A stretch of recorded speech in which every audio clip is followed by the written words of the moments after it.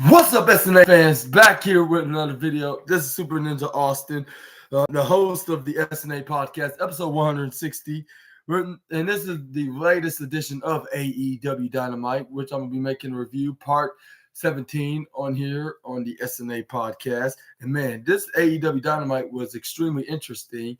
And also, it had some shocking, surprising moments in the main event match, which I'm gonna get to in just a sec. Like probably in an hour and a half by now, from now. But for now, we're gonna start off with the AEW on the beginning of the show, which is the opener of Jon Moxley and Roosh in the third round of the Golden League's Gold League's Continental Classic tournament. And it started off, with Jon Moxley and Roosh, which it was a very entertaining match. I'll say, on my opinion, I'll say perhaps the second match of the night. I'll say, the second match.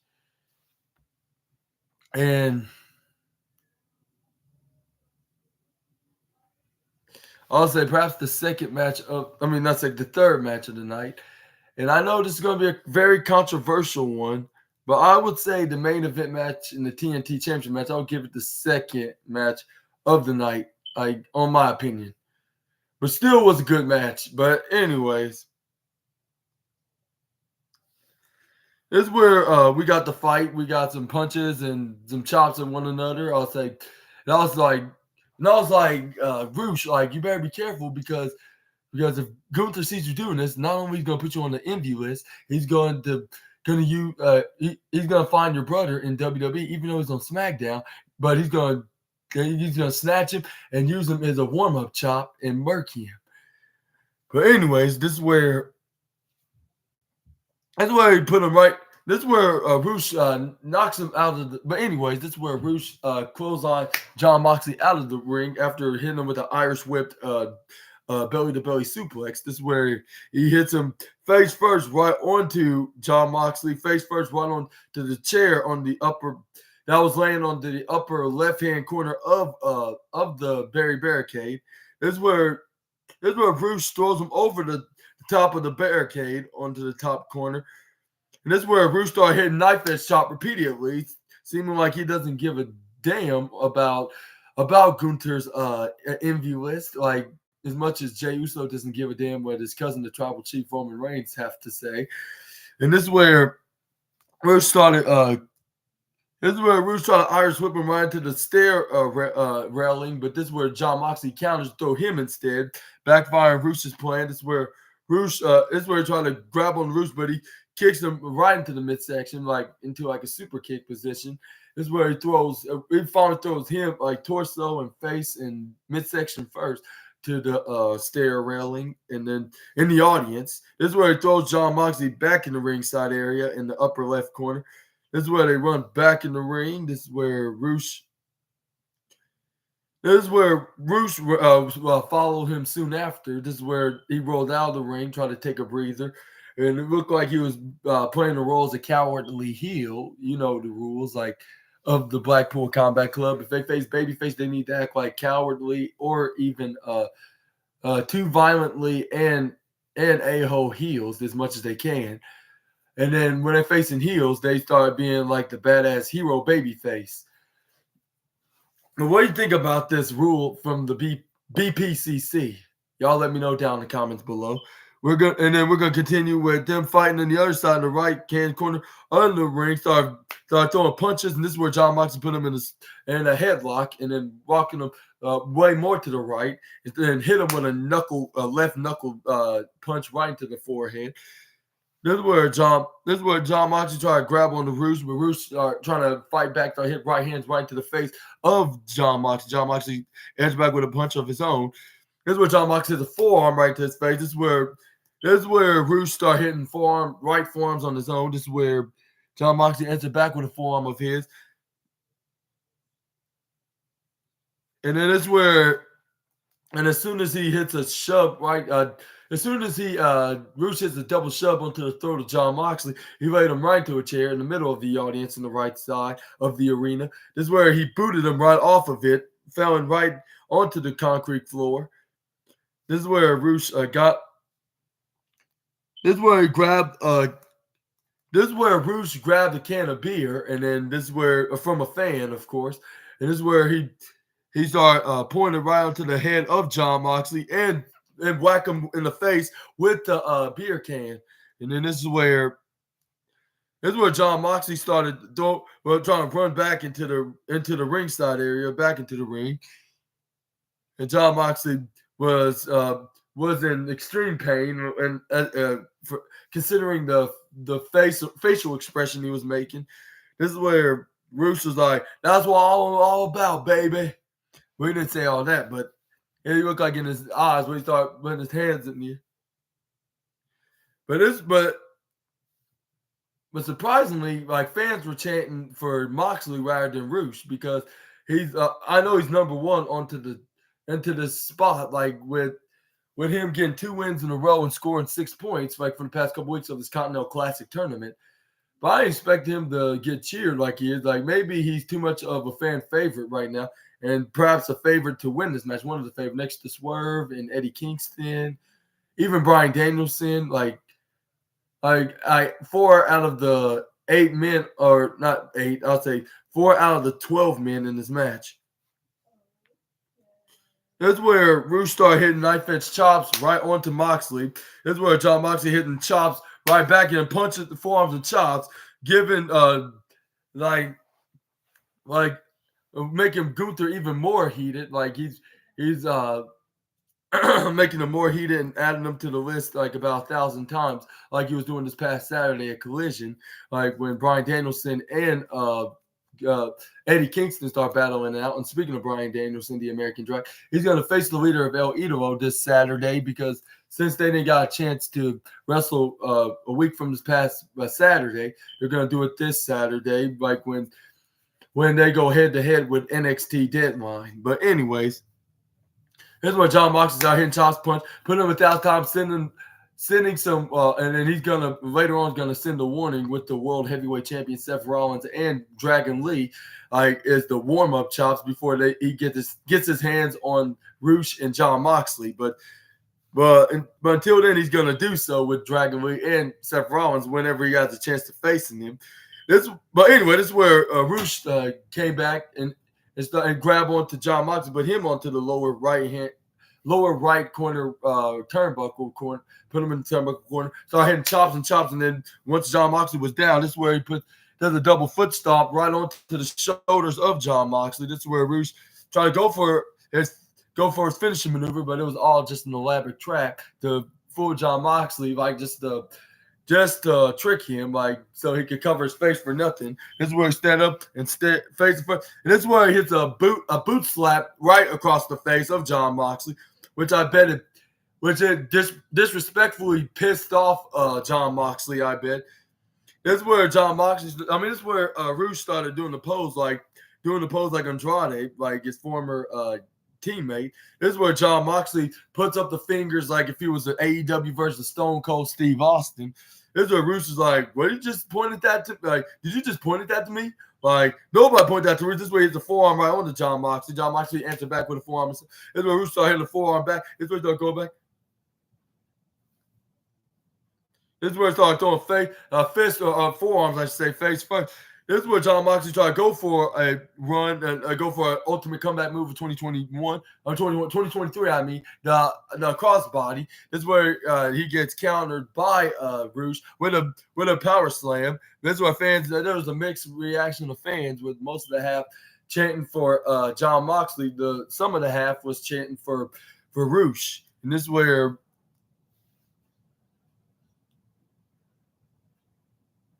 Roosh started putting his leg right around the back of the neck of John Moxley when he was hanging onto the middle ropes of the upper corner. This is where the referee was doing his 5-second warning onto Roosh. This is where he stopped. This is where he put him down onto the middle of the canvas. We start stomping onto the head of John Moxley. This is where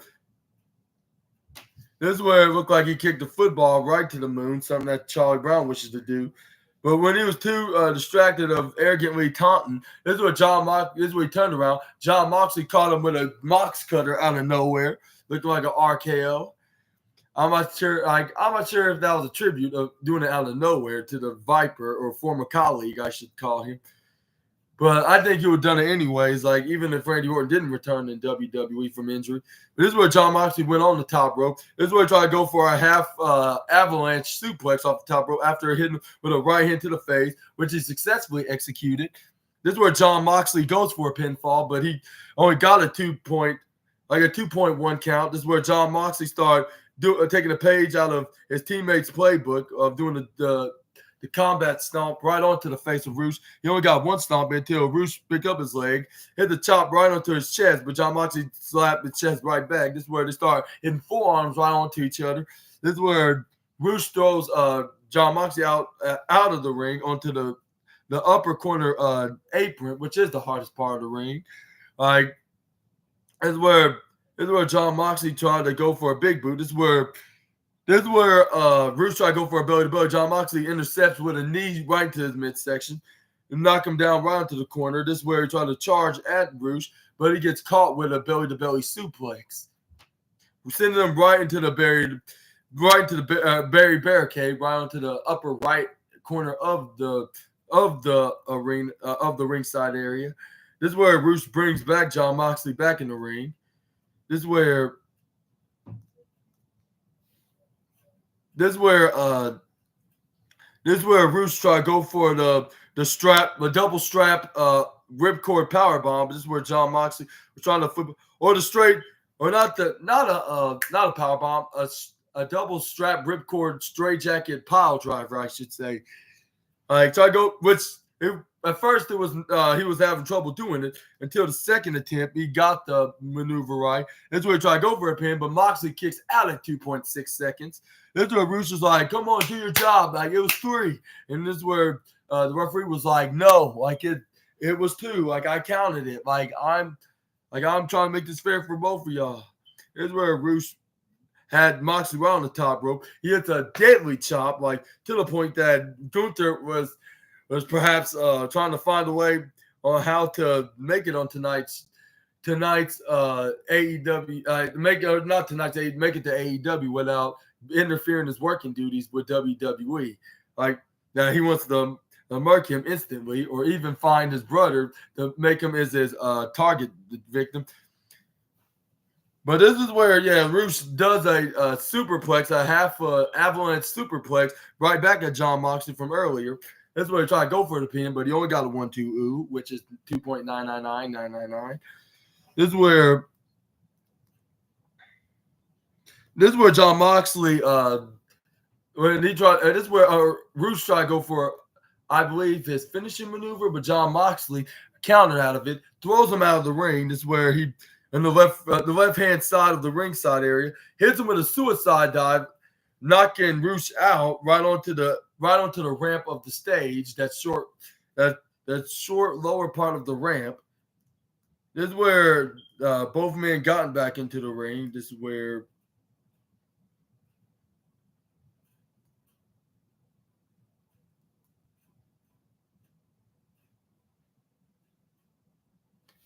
let's see. This is where both men got in the ring. This is where,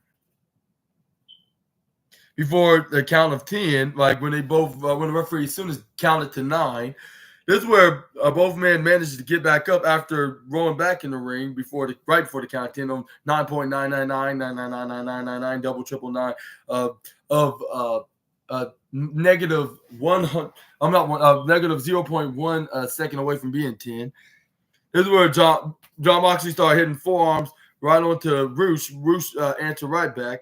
This is where fans were cheering for John Moxley while Rush was getting booed, like, boo, boo. I was like, really? I didn't really have to do that. And this is where he started hitting chops. I was like, it doesn't care. I don't think he does care what Gunther has of a list, because he started continuing to do chops. And he's like, if you want to do some painful business with the El Falcon, like, he can. I believe he'll probably say something like that. This is where This is where John Moxley tried to hit a lariat right onto Roosh, but Roosh was still up. This is where he tried to go for a clothesline. He ducks right after John Moxley run right through the right hand corner ropes. This is where Roosh hits a discus elbow. This is where John Moxley fell right onto the upper left hand corner turnbuckle, Tina the turnbuckle. This is where Roosh was getting ready to hit the double drop kick. Right on.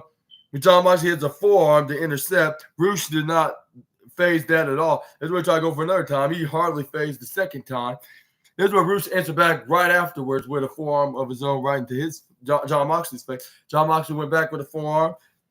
This is where Roosh tried to go for a forearm, but they both hit each other at the same time. This is where they try to keep hitting each other until one of them cracked.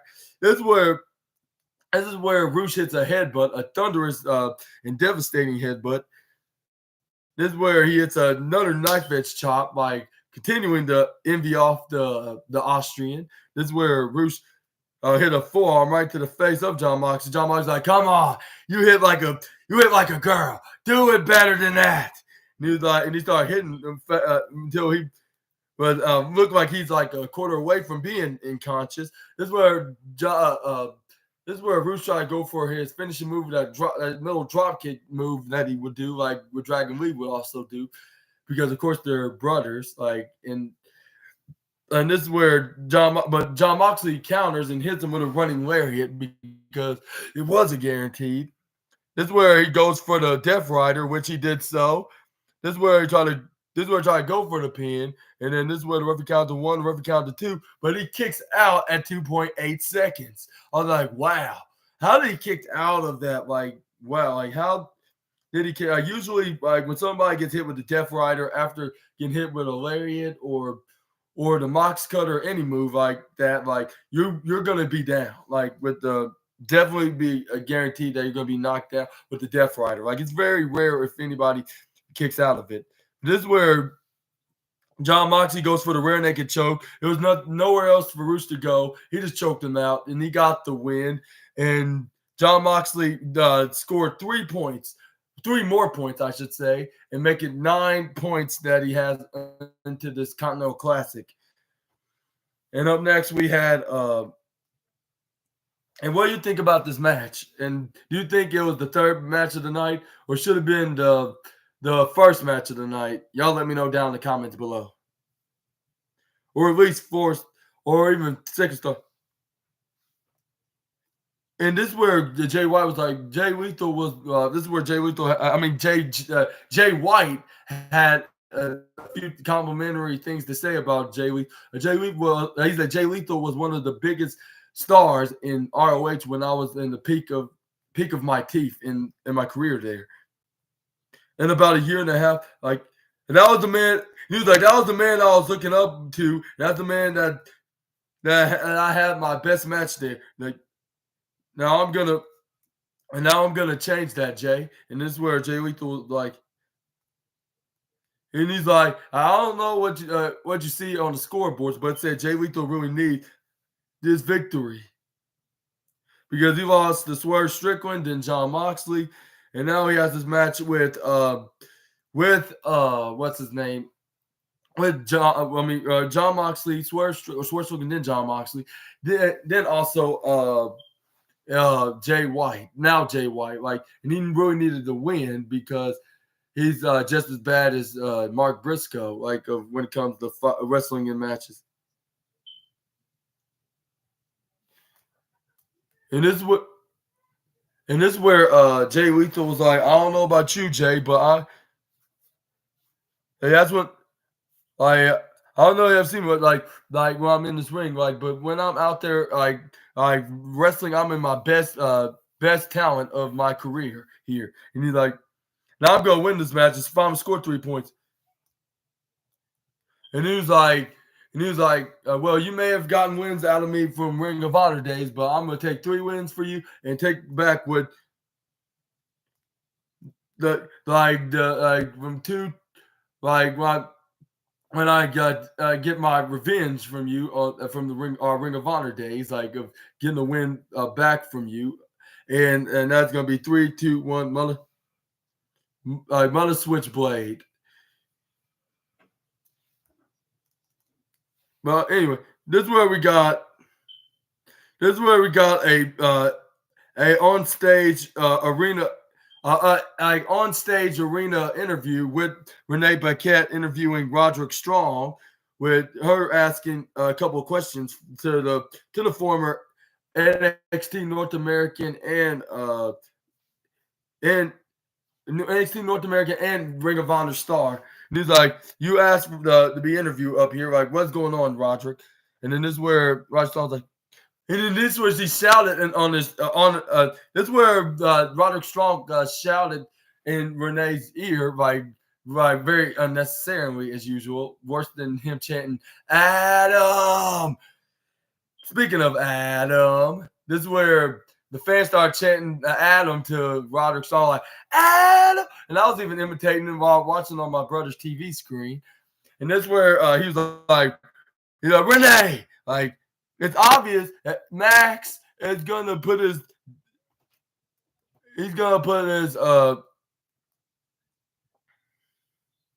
he's gonna put like my bad or best friend into a situation, like in a very brutal situation that he has ever did to anybody in his career in AEW. Like, and he's like, and that man is Samoa Joe. I was like, but Roddy, like, why would you shout Samoa Joe? So you shout Samoa, but not Joe. I mean, my apologies. Like, that just don't make any sense. That's 2 plus 2 equals potatoes of the night. And he was like, it's pretty, Joe's a big boy. Life is anything. Actions have consequences. And tonight, Joe is going to put his hands on a hot stove and it's going to burn him. And this is where Renee Paquette's like, Max, like, even for me, like, as much as I don't really like to say this, but what if Max really isn't the devil? What do you think he would is? And he was like, Renee! And this is where, and Matt Taven did the most hilarious gasping face like I have ever seen from a professional wrestler in my life. He was like if she'd have said a cuss word at a church or something, yeah. And then this is where Roderick Strong shouted at her again, saying, "Renee," looking like an angry priest, like in a wheelchair, saying like, "You must be crazy, Renee. You must be deceived by Maxwell, and every decision has consequences, and you know that, like, Renee. Look at me right here. This is my life." And he's like, "I'm in this wheelchair because of decisions that I've made horribly. And this is my life every single day." And he's like, "And every single day." I was like, I don't think that was very necessary. And again, everything and the consequences of my decisions, like, and I'm gonna tell these fools now, when he got off the wheelchair. I was like, it's very obvious. I was like, that's very obvious because like when you, like when even when you were wrestling in the ring, like even having neck issues or a broken neck, like you still didn't need a wheelchair because it's just your neck, not your legs, or like that you can't walk with. This is where he's like, I'm gonna make sure that but anyway, this is where he's like, I'm gonna make sure that everybody will not suffer consequences from my decisions. Like, I will no longer need held back with this stupid wheelchair.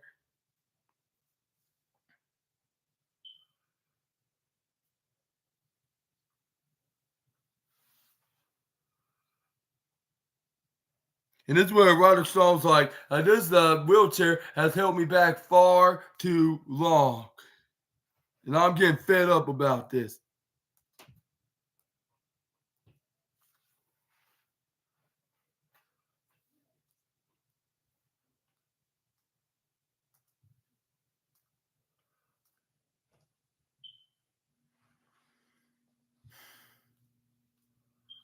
This is where he's like, he start breathing in, breathing out, like it's far too long. And he's like, goodbye, you losers. Well, he didn't say losers, but he took the wheelchair off. and he still had the neck brace on. I was like, why? I was like, why are you still wearing that neck brace on if you're not like gonna show so you no longer have consequences for your actions? And this is where Matt Taven would start singing a little jingle, like a Christmas, like the little or not jingle, more like a Christmas, like their version of a Christmas song, like which he said, "Deck the halls with boughs of Roddy, fa la la la la la." I was like, really?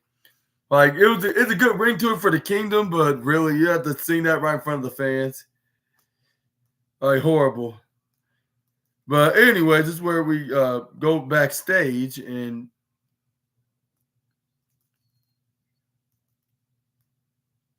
this is where Hangman Adam Page was in a backstage interview.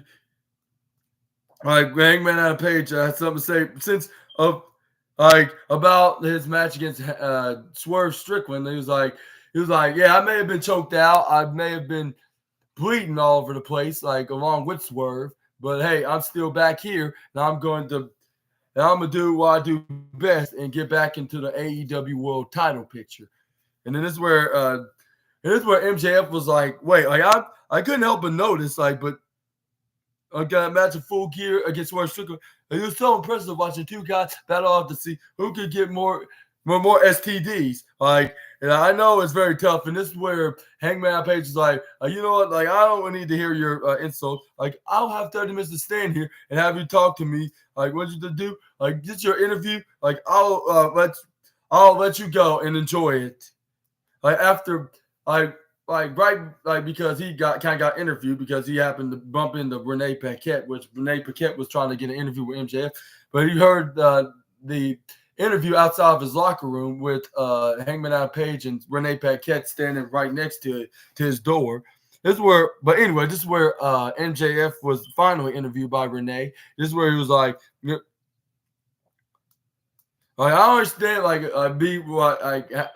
how fans can put up with someone someone like him that will wake the crowd up and money like you and beforehand, like put him to sleep, and then you know what I mean, Renee. And this is where Hangman Adam Page is like, what did he say? Like what did you say? Like look. Is there anything else you want to say to me while I'm still standing here? This is where MJF's like, funny thing you asked about that. Like on that, he was like, after getting banged up like in the head, after having this incredible reign here for over a year, do you think like the last time like we go eye to eye, like do you think was it like a few years ago when I got virtually bent over and I went right in front of Bret Hart, which that was in 2019 at Double or Nothing, I believe, or was it before? Or it was it was All Out. It was All Out 2019.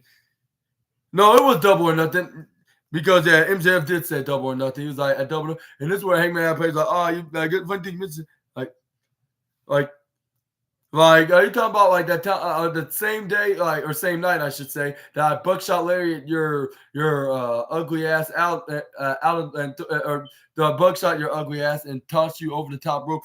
Out of the ring anyways. Like you're talking about that time, like that time. And then just like that's a good memory. Like good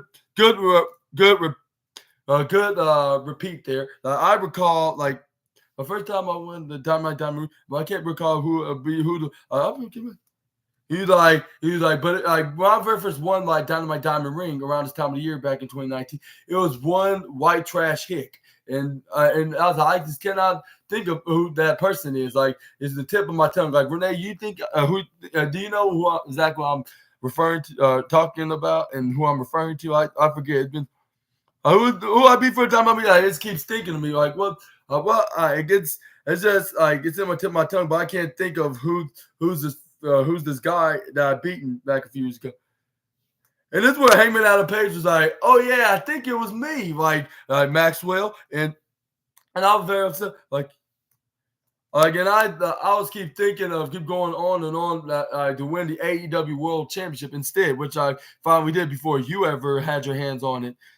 And Jeff was like, like that was very fantastic. Like last week, like the six, like you've been the AEW World Champion for 6 months, like right, like tremendous stuff, right? Like the thing is, my reign is gonna is double the reign that you had in your time as AEW World Champion, and it's been over a year now. And and Hangman Adam Page was like, well, I'm sure you continue to be proud that while you're 70 years old at home by yourself, like telling your ninth cat about your 100 title, about your 100 and over your 100 title reign as AEW World Champion. And then he's like, if I'm being honest here, Heyman, I think out of everybody in this locker room, like this one guy that I think you're the devil, Hangman. And he's like, the devil? Like, are you serious? And he's like, yes, I'm the I'm the devil. And this is what Hangman was like, oh, real? You think I'm hanging around here, like having some goons like backing me up with me dressing up with your cheap ass Party America devil mask? Like, you think that's I'm just up as? Like, no. Like, I know you a long time. Like, as long as I've known you, you've been an imminent, and you've been imminent. Like, if you're being honest, Maxwell, you might as well be honest now. It's probably just you, right? Like you are the devil. Like you attack your opponents. Like you fool all these fans on thinking you're not the devil. Like, well, I don't know if I don't think MJF's the devil. Like, if he was, he would have already revealed himself. And plus it's no point of having him the devil. The point is, it's anybody besides MJF that stole his mask. And he's like, and you even detect yourself, and then blah, blah, blah. And MJF's like, no, I think you're the devil. And this is where they start arguing. And Samoa Joe had to come in and break it up. And this is where he's like, hey, like, this is my property here you're speaking to, Hangman. And then this is where Samoa Joe's like, why are you trying to get in an argument and get into a fight with this guy? Like, he don't have anything to do with our dilemma. Like, it have anything to do with it. And we have a match tonight, and we need to be both 100% ready against these two goons. And it don't have anything to do with this guy right here. He was scolding MJF. This is where Samoa Joe stared back at Hangman Adam Page, walked out of the area that they were in. And this is where we head on to the next match, which is the second match of round 3 of the Continental Classic Golden Leagues tournament, like with Swerve Strickland taking on Mark Briscoe, I believe, with Prince not doing that dance before going back to this locker room because there's not going to be no because they don't want no ringside interference like of any sort. Like, but he still did his dance with fans start doing it along, especially this black fan with glasses. He started doing the dance like this, and it started doing, and this is where Prince Knott did the cowboy dance and do like this, like when Swerve Strickland's theme music came on, I'm Swerve and I drive, like basically that. But we do have him in a match against Mark Briscoe up next, which was, I'll say, another really good banger tournament. But surprisingly, they're not in the. Surprisingly, none of the on my opinion, none of the Continental Classic tournament matches are on the top 2 list, rather than just the top 5 list, on my opinion, of course. But this is where Swerve Strickland hits a forearm right to the back of Mark Briscoe. This is where he hits a sliding neck breaker right onto the back of the head of Mark Briscoe. This is where he tried to go for pin. This is where Aubrey Edwards counted to 1, counted 2. But Swerve Strickland Mark Briscoe kicks out at 2.7. This is where Swerve Strickland picks up Mark Briscoe. Irish whips him right from the left-hand corner to the right-hand corner ropes.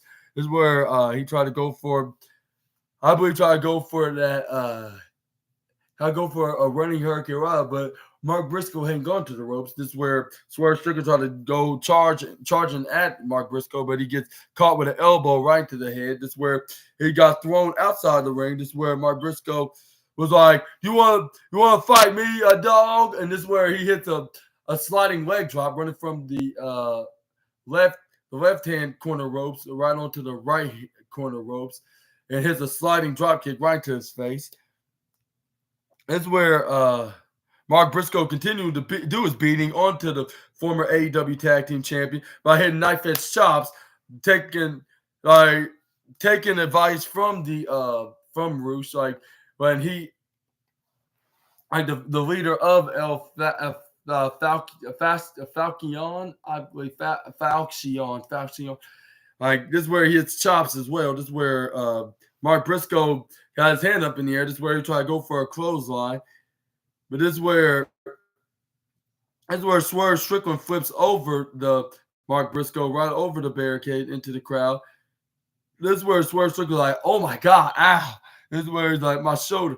This is where Swerve Strickland grabs onto Mark Briscoe. This is where he tried to go for a suplex off the top of the barricade.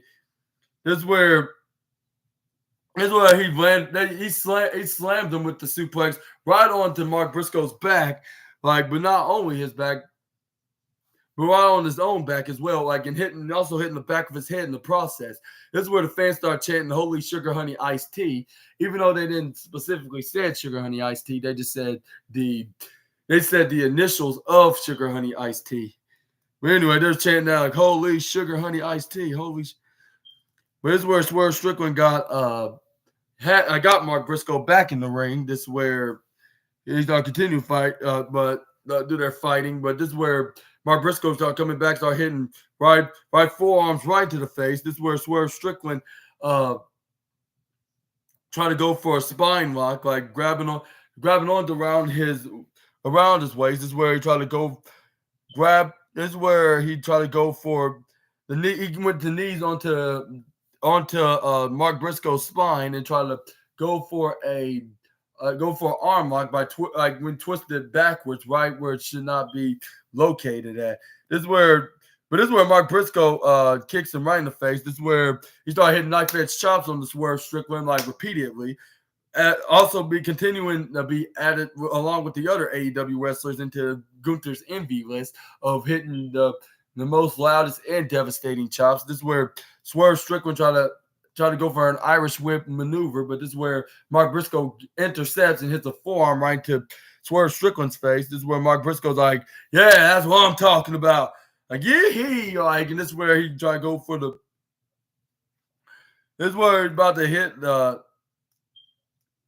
this is where he goes for a flying drop kick, when Swerve Strickland was laying right onto the upper right-hand corner turnbuckles. This is where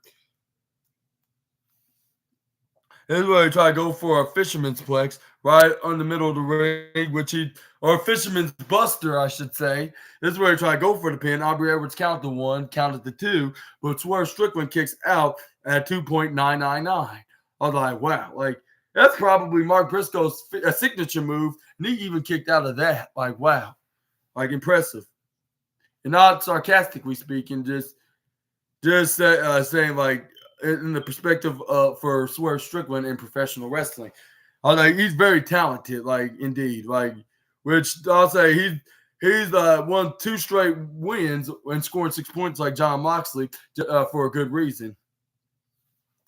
This is where Swerve Strickland tried to go for a half Nelson Snapdragon, but this is where Mark Briscoe elbows Swerve Strickland. This is where he tried to go for a German suplex. This is where Swerve Strickland tried to elbow Mark Briscoe right into the head, but he moved out of the way. This is where Swerve Strickland grabs onto his legs, twist on his legs. This is where he switched and turned around, hits a wheelbarrow German suplex right onto Mark Briscoe. This is where he slides right onto the this is where he does a sliding springboard off the upper right corner of Tina the Turnbuckle, rolls back onto Mark Briscoe, hits a face buster right onto him. This is where Swerve Strickland hits a cartwheel leap. This is where he hits a spinning roundhouse kick. This is where he tried to go for the pin onto Mark Briscoe. This is where he only got a 2.999 himself. Not 999, 999, minus 0.1 second away from being 3. This is where This is where Mark Briscoe go right on the top rope. This is where he get ready to go for a suplex right off the top. This is where Swerve Strickland started countering Mark Briscoe's attempt on the do a suplex, preventing it, hitting them with a right hook into the midsection. Hits a chop right on the chest of Mark Briscoe. This is where he tried to go onto the mid rope and go for a move, but he gets nailed and hammered with an uppercut right out of nowhere. As soon as Mark Briscoe get back up and nails him, and he falls down right into the lower corner of the ringside area.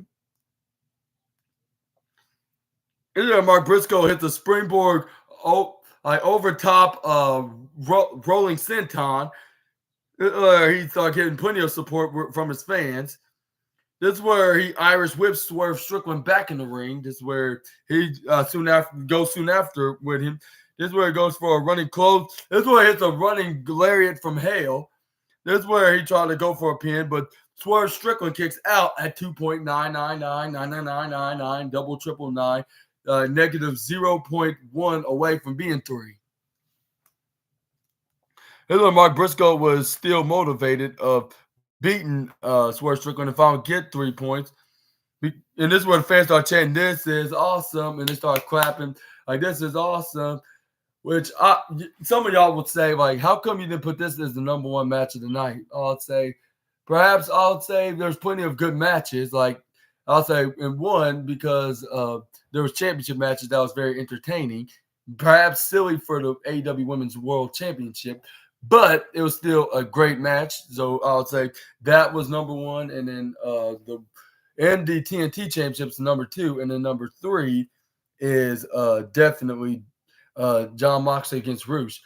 But still, it was still some awesome and incredibly great matches that was on tonight's Dynamite. Y'all need to watch it for yourself. And I'm gonna give it a really good review when I talk about it at the end of the video. But anyways, this is where Mark Briscoe tried to go for a pile driver. This is where Swerve Strickland was trying to get out of the sit-out pile driver off the top of the apron, like top corner of the hardest part of the ring apron. This is where Swerve Strickland tried. This is where Swerve Strickland hit my signature move, which is the most dominating move in all of sports entertainment / pro wrestling, and that is the Death Valley Driver, which I call it the Sass Valley Driver. But anyways, this is where Swerve Strickland throws Mark Briscoe back in the ring. He hits the double foot stomp, the flying double swerve stomp, I should say, and got the 1, 2, 3. And it looks like that that Mark Briscoe is going to be completely out if he doesn't get at least 3 more wins in a row to tie with the likes of Swerve Strickland and John Moxley, which I'm not sure if any of them gonna be just 9 for long because it's gonna be both of them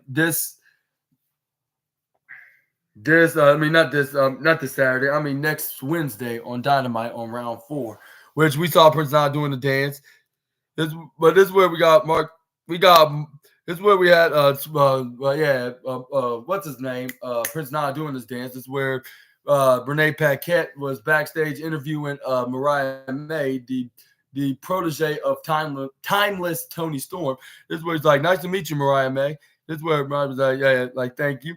And this is where Renee Paquette's like, "I seen you last week, like being in back in Tony Khan's office in a meeting, and can you share what Tony Khan spoke to you about?" This is where Mariah May was like, "Well, first of all, the interview went pretty well. He watched me. He's a total fan of me. Like he loved and he also loves Japanese wrestling. Like that's the whole purpose of being partners with New Japan Pro Wrestling. And then also, like me, like he found my debut like as good as to possibly be. Like you need some. That's what and then the whole reason to signing me is to bring more glamour to to the company, and that's what exactly fits the description. Definitely fits the description of why he brought me here, and then this is where Renee Paquette's like, can you explain what exactly you have planned for you in the foreseeable future of AEW? And this is where and this is where Mariah May was like, whatever that has anything to do with me is none of your business, Renee. Like, and this is where Renee was like, responded like, or Mariah May continued saying, because tonight is all about time with Tony Storm. Tony Storm, like first title defense in their match against Sky Blue, like tonight, and this is where Mariah May was like, and this is her time, come with this is where I'm gonna be the to cheer and study for my hero, timeless Tony Storm. I was like, yeah, that's very cute, I suppose, but yeah, like, do you really have to be so much of a fangirl of Tony Storm? Like, especially with this gimmick. I don't understand like the rock and roll heavy metal version of herself, but I would not sure about this over dramatic 1920s in denial actress gimmick that time was Tony Storm playing as. And what do you think about Mariah May being too much of an idol of Timeless Tony Storm? And I'm not sure why I keep calling Tony Storm Timeless along with her name. But do you want me to continue to keep calling Tony Storm Timeless Tony Storm, or just keep continually calling her Tony Storm? Let me know in the comments down below. This is where we move on to Samoa Joe. Like, and this where before the match even began, or even let alone MJF entering in the ring, this is where the four goons of the mystery and devil mask guy sent his four goons onto Samoa Joe. This is where this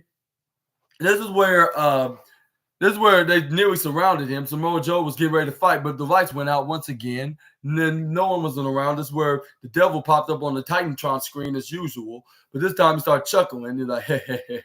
And this is where he showed where exactly MJF is, because me and Tony Schiavone was wondering, like, where's MJF at? Like, come on, Maxwell. Like come out there to save your friend. But he got attacked from behind by the goons of the mystery devil by hitting I believe a beer bottle right in the back of his head and knocked him down. This is where Samoa Joe came back there backstage checking on MJF. This is where he's like, come on, we need some help. Like my boy Maxwell just got attacked from behind. Unfortunately, it then became a match. I'll say perhaps this would have been the match of the night if it hadn't been for the attack on MJF, at least in storyline perspective. But this is where we move on to the next match. But with Jon Moxley going back there, sending the message to everybody on the Golden Leagues tournament that he's going to finish off. But he got 9 straight wins. And he's like, I've been humbled to my creator, which is God, and my mother. And I know exactly who exactly I am. And he's like, I know exactly what I'm capable of doing. Like, I expected to be 3-0. I expected to be 5-0. I expected to win the whole Continental Clash. And he's like, because BITCH, I'm against the world. And I need to find words to be initials for BITCH. But he's like, I am against the world right about now. This is where Swerve Strickland reminded, like, you're not the only guy that got 9 wins in a row, because I'm gonna see you next week when we see who's gonna remain undefeated for long. He's like, I don't care what I have to do in order to get the victory. What I have to do, whatever obstacle I have to go past, or anybody in my way, I'll get them out of my way. Like, and he was like, and this is where Prince Nile was like, with his evil laugh. This is where he's like, see you next Wednesday, Mox. Whereas we will see that match. This is where Jon Mox is like, good. Like, I'll be waiting for you, like, in less than 7 nights from now. And then he was like, and this is where they walk off. This is where we have Ben McNewen,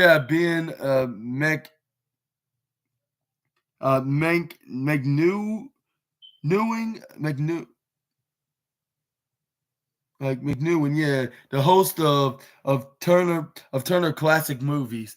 Like, but yeah, he introduced the reigning and defending AEW Women's World Champion, Tony Storm.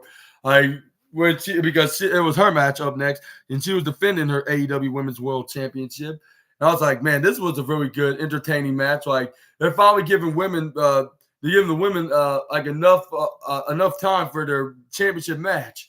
And that's why I would give it. That's one of the reasons why I would give it number one match of the night. I know I'm going to get backlash and controversial. I'm sounding controversial, and I'm going to be getting some controversial comments in the comments. If anybody is interested of watching onto the SNA podcast of this AEW Dynamite review, but I'm just giving my personal opinions of this match. I was like, this was a really entertaining match and very goofy, like perhaps goofy wrestling of the night along as well.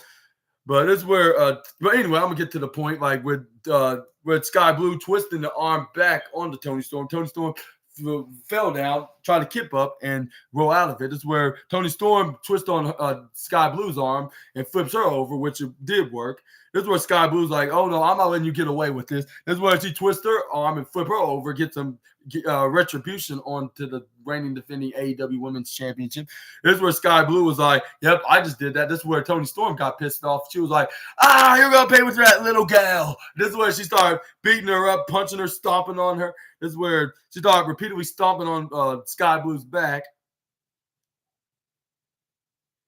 And this is where fans start chanting "Timeless Tony," and then start clapping repeatedly. This is where Tony Storm Irish whip Sky Blue right from the left-hand corner ropes to the right-hand corner ropes. This is where she ducks right under Sky Blue. This is where she tried, or not duck. This is where she tried to go for a sidewalk slam. My apologies. This is where Sky Blue counters into a flying head scissor, slamming Tony Storm outside of the ring into the right-hand corner of the ringside area. This is where Sky Blue tried to go for a suicide dive, but she gets caught with a right hand from Tony Storm right in the face. This is where, like a right fist, to rephrase that. This is where Tony Storm turned right down from the bottom corner ropes. Bottom corner of the ringside area. This is where she asked Luther to give her a ride into an electric chair position, when she grabbed onto Sky Blue. This is where she was like, heads up, and she threw her right down from the ground. Like, looked like she was about to hit her head first, right onto Rita the ring post into the lower right corner of the ringside area. But she just flipped her over, which was probably the smart move. This is where she grabs onto a Sky Blue. This is where she was like TITS ups, and she licked her hand and slapped it across her chest. I was like, ew, that looks very non-PG. Like, even though the show's not PG, like, but it made it way more or less PG than it already was. Like hitting the chops right on across their chest. This is where Mariah May was enjoying what Tony Storm doing with the beatdown she was doing onto Sky Blue, and she was banging Sky Blue's head repeatedly right onto Alan the announce table. Placed her right onto the upper right hand corner of the barricade. This is where she hit Sweet Cheek Music right onto Sky Blue's face. This is where Tony Storm was like, "Oh, I think I just end scene." That's what she was like, and this is where she throws Sky Blue back in the ring after the picture break. This is where Sky Blue managed to continue to fight back against the reigning defending AEW Women's World Champion. But even though there wasn't enough to fight Tony Storm, because Tony Storm started hitting some slamming maneuvers now, and this is where she tried to go for a pin. This is where she only got a 1-2 ooh. And also I wanted to point out, I was like, why would she do that? Like licking her hand and slapped her across Sky Blue's chest. I was like, this is like if it's a adult entertainment, if this is an adult entertainment site rather than a wrestling show. This is where she tried to go for a forearm right into Sky Blue. Sky Blue ducks out of it, hits a middle missile drop kick right onto Tony Storm. This is where Sky Blue hits her striking Shining Wizard knee strike right on the Sky Blue. The flipper into a snapmare. This is where she tried to go for super kick. This is where Sky Blue grabs onto her leg, swings it back around. I was like, this was probably a mistake, which it was because she slide kicked her in the face. This is where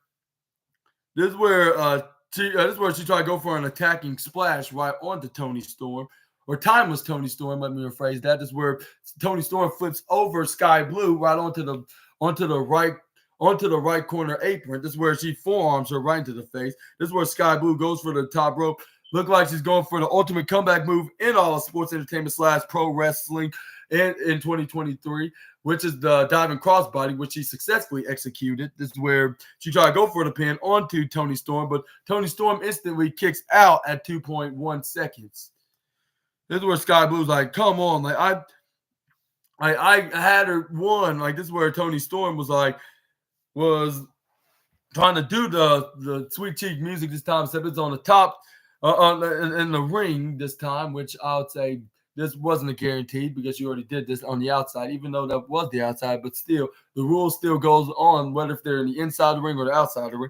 This is where she tried to do the running hip attack right onto the face of Sky Blue. She super kicks her. This is where the perverted subreddit marks are going to be enjoying this and posting it all over subreddit, because this is where Sky Blue hits a sweet cheek music right of her own right onto Toni Storm's face, and this is where she runs right from the upper side ropes to the right side and hits a thunderous boot right to the face, like if she was Dakota Kai. This is where Sky Blue tried to go for a pin, but this is where she only got 2.999999999 double triple nine, like negative 0.1 second away from being 3.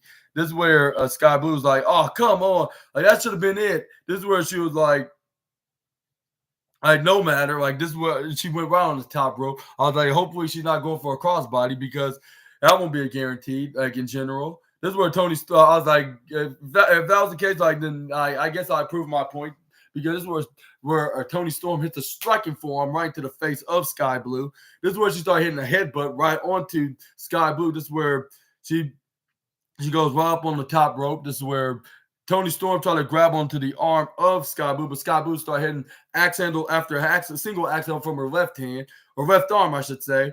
This is where Toni Storm was not letting it phase her. This is where she picks up and tries to go for the suplex off the top rope, doing an avalanche suplex right on the Blue.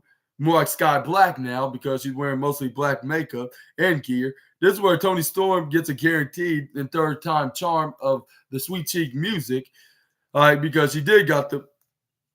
This is where because she hit the sweet cheek music for the in her third attempt, but we all know that this was going to be a guarantee. But as soon as when she did so, that's where at one angle it showed in black and white that she did the maneuver, until afterwards it went back to color. This is where she tried to go for a Storm Zero pile driver, but this is where Sky Blue counter out of it, hit the rolling hands around the legs and legs around the head, like roll up, which is the most devastating move in sports entertainment. But this is where she kicked out at 2. This is where Toni Storm hits her reversed and hit a surprise roll up of her own, the most devastating move in all of sports entertainment, and got the 1, 2, 3 and got the victory. And congratulations to Toni Storm of retaining the AEW Women's World Championship. And it did earn the number 1 match of the night in my book. And even though I'm not the biggest fan of Ruby, not Ruby Soho, what's her name? Toni Storm, but I would say that she did show that the reason why she is the AEW World Champion. She can put on any match, whether if it's in the mid card, the opener, or even the main event.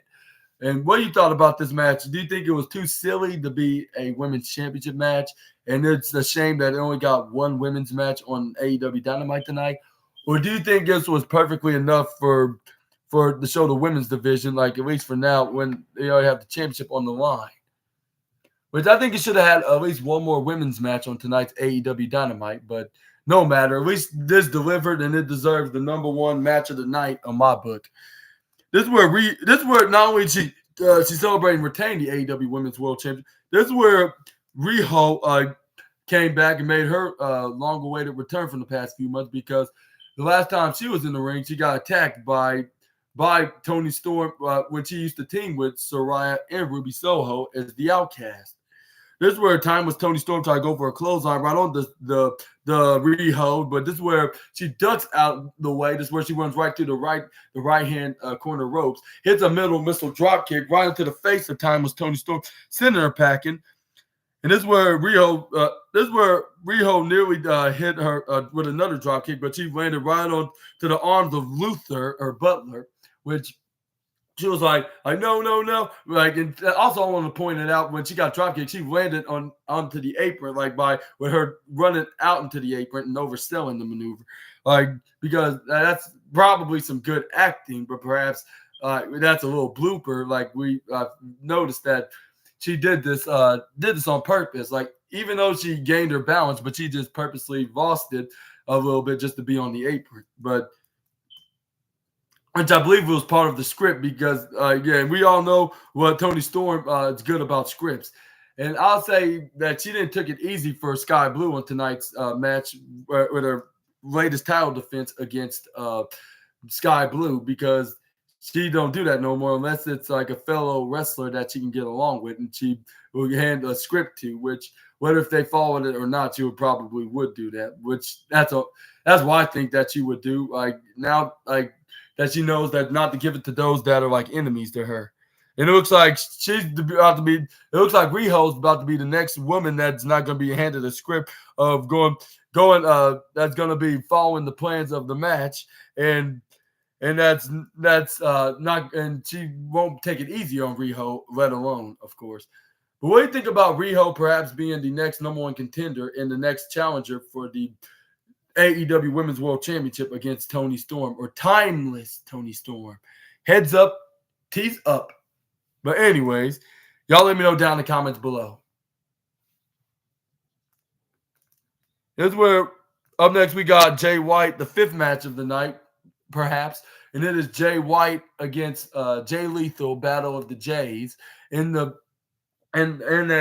third ever and last match of the Golden League's tournament match for the AEW Continental Classic tournament, which it was the Jay Lethal taking on Jay White, Battle of the Jays, of course. Like I said plenty of times. This is where they got to grappling. This is where I believe Jay White Irish whipped Jay Lethal right onto the corner onto the lower hand side. This is where he tried to hit him with a. This is where I believe he tried to hit him with a move, but I think got countered by Jay Lethal. This is where they keep countering each other's moves. This is where Jay White did a pose, like the bang bang gang of the Bullet Club go, while Jay Lethal did the style and profiling walk, and he's like. And he put his hands up the peace sign, like, because he's teamed with Jeff Jarrett, and it looks like that they look like they're part of Alpha Academy with the two fingers of the P victory signs up, saying thank you. But anyways, this is where Jay White kicks him in the gut. This is where he got him in a headlock position. This is where he puts him on his shoulders to a fireman's carry. This is where Jay Lethal rake him in the eyes into raking his eyes, distracting the former IWGP World Heavyweight Champion. This is where Jay Lethal grabs him, try to go for a German suplex, but this is where Jay White grabs him. This is where Jay Lethal try to go for a back elbow, but he trips over Jay Lethal. This is where Jay Lethal spins the leg back and pinned it down and slam it right to the canvas. This is where Jay Lethal, this is where he grabs onto Jay Lethal's left leg, Jay White, and he spins it back and hit it right on the canvas again. This is where Jay White hits a knife edge chop, a nasty chop, right on to Jay Lethal. This is where he tried to go pick him back up. This is where he hits another knife edge chop right onto Jay Lethal, which he already is on Gunther's MV list, but he's trying to add himself on there a dozen more times, which God knows what reason why they're doing so. But anyway, this is where he started repeatedly doing so. doing it. This is where he picks up the former Ring of Honor World Champion, hit a European uppercut right onto him. This is where he Irish whips Jay White. Jay White Irish whips Jay Lethal from the lower corner ropes into the upper corner ropes. This is where he counters it. This is where he Irish whips. This is where Jay Lethal Irish whips Jay White right into the upper corner ropes. This is where he bow down his head. I was like, that's very idiotic until when Jay White tried to attempt to kick his head. This is where Jay Lethal grabs onto his leg. This is where he puts it down. This is where he did the deadly knife edge chops, being also added to the Gunther envy list, and waiting for Gunther to hit the knife edge chop right onto Jay White. And this is where Jay White tried to go for a kick to the gut. This is where Jay Lethal flips out of it, ducks right under it. This is where he tried to hit a move. I'm not sure what it was because Jay White quickly hit a DDT right onto Jay Lethal. This is where the Switchblade men just try to go for a pin, but he only got a one. He only got a two, and that's the only thing he got was two even count. Of course, this is where Jay White tried to. This is where Jay White tried to put Irish whips Jay Lethal right onto the upper right corner turnbuckle, of the turnbuckle, I should say. This is where he tried to attack him with a clothesline, but Jay Lethal gets out of the way right on time, and this is where Jay White lands face first right onto of the turnbuckle in the upper left corner. This is where he tried to go for a clothesline right onto Jay Lethal, but this is where Jay Lethal hits a backbreaker like a countering backbreaker and a face buster right onto the face of Jay White. This is where Lethal was getting up, trying to get back up, trying to make a combo. This is where fans wouldn't stop saying "Holy sugar honey iced tea," which I believe this won't be the last time we hear them say that, considering the fact that the AEW TNT Championship match is going to be a whole lot of extreme, even without weapons being involved. But at least one particular weapon. But I'm not going to get into that until after this match. This is where Jay Lethal goes right on going for an attack onto Jay White onto the lower right corner turnbuckle. This is where he tried to go for a splash, but this is where Jay White tried to go for a boot to the face, but this is where Jay Lethal grabs onto it. This is where he tried to go for an ankle lock. This is where, but he was like, you know what? I have a better idea. It's a striking clothesline, which made Jay White roll out of the ring. This is where Jay Lethal runs right from the left hand ropes to the right hand, going right for a suicide dive. This is where he knocked down Jay White down to the ground. This is where right to the desk of the on the announce table. This is where Jay Lethal was about to win. This is where Jay White tried to go for, I believe, Uranagi or the Blade Runner. But this is where Jay Lethal counters out of it, hits the backbreaker. This is where he tried to go for the face buster. Well, instead, rather than a reverse fireman's carry, looking like he was about to hit the torture rack, or even a GTH, I should say. This is where he rolls over what's his name? Rolls over Jay White into a human, if he's a human rolling pin, and also look like a reverse Green Bay plunge, like what Mr. Kennedy used to do, or Mr. Anderson, or whatever you want to call him, Mr. Anything. But anyway, this is where Jay Lethal try to go for the Macho Man elbow drop, which I believe the first time was a dud, but the second time was a guaranteed. This is where a successful guaranteed. This is where Jay Lethal tried to go for the pin. The referee counted the 1, the referee counted the 2, but Jay White instantly kicks out right before 2.999999 double triple nine, negative 0.1 away from being 3. And this is where the referee was like, I'm pretty sure, I'm positive and pretty sure that he kicked out at 2. This is where Jay Lethal was like, are you sure? Yeah, I'm positive. Here's where Jay Lethal hit lift up Jay White and try to go for an elbow to make sure he stays up onto the back of Jay Lethal. This is where he hit the knife edge shot to stay up and a pump kick, and a tornado kick. This is where to make sure he stays up to try to go for his finishing maneuver, the lethal injection. But he saw Jay White landed right onto the upper right corner turnbuckle. This is where he tried to go for an attack, got to go for a charging splash right onto Jay White. This is where Jay White moved out of the way, like when he tried to go for an attack. But this is where Jay White tried to go for an attack onto Jay Lethal. This is where Jay Lethal tried to put his foot up to go right to his face right to his face. But this is where Jay White took a play out of Chad Gable and The Miz's playbook, grab onto the leg, have experience with it, and then landed right onto the and bend Jay Lethal's leg and snap back. Like it looks like if it was a half, look like like if it's a half of it, like if he's crunching a half of a celery stick. Of course, this is where Jay White tried to go for a single underhook suplex right onto the upper right corner, like right through the turnbuckle. This is where Jay White flips him right over onto the middle of the ring. This is where he tried to pick him back up and try to go for like a brain buster, standing brain buster, I should say, dropping right onto Jay Lethal. He thought he had it won, but he nearly did by an inch with Jay Lethal kicking out at 2.9999999, double triple nine, like negative 0.1 away from being 3. This is where Jay White drags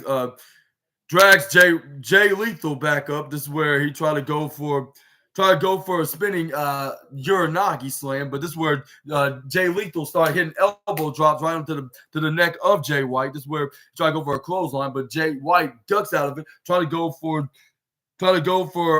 the half and half snapdragon suplex. But this is where Jay Lethal hit a left hand strike right onto Jay White. Jay White answered back with a knife edge chop, which was not enough to be added to the envy list of Gunther's. Fortunately for him, which I don't think it's that fortunate for him, because he probably won a dream match with the Austrian ring general. But this is where Jay Lethal hits the knife edge chop right back. Like also wants a piece of the reigning defending Intercontinental Champion.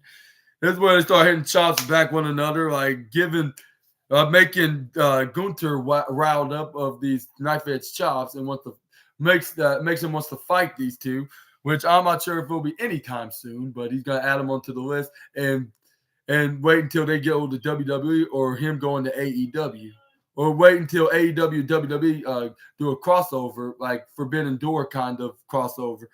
But that won't be anytime soon. I think either man's gonna be jumping ship for that match to happen. But anyway, this is where Jay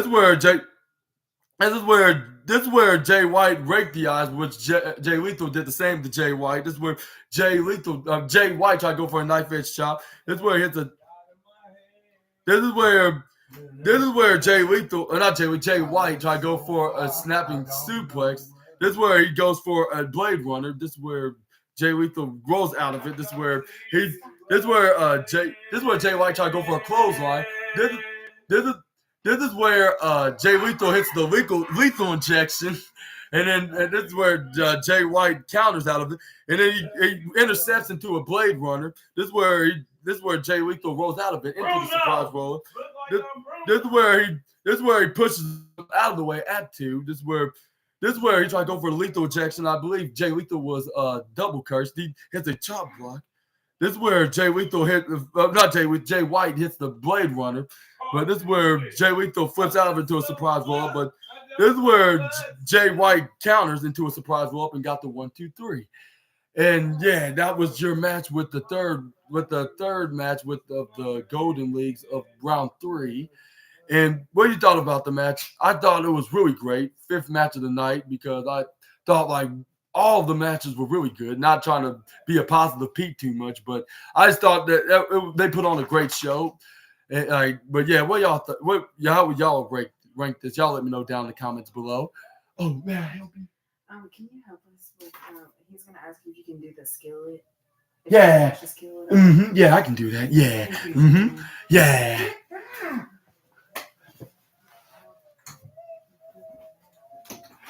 I'm doing it right now. Yeah.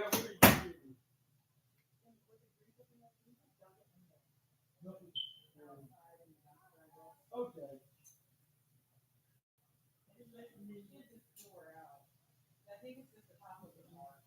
Can't think about it. Get you out of my head. Okay. Yeah.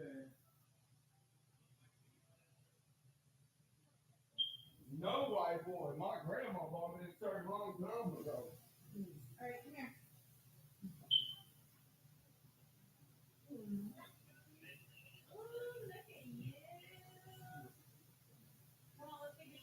Woo! Yeah. I look so fly. I don't know what to do.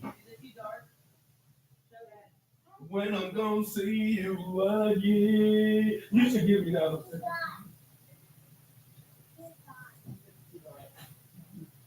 Come on, let's take your shoes off.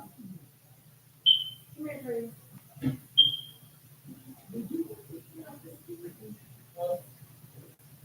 Yeah, what you running? Yeah. Already out. I'm waiting on her. Yeah. He's like, this wow. Yeah, that's my mom. It all works. Looks like one. I think two. Yeah. I was at work. They good looking like when I was at work. Exactly.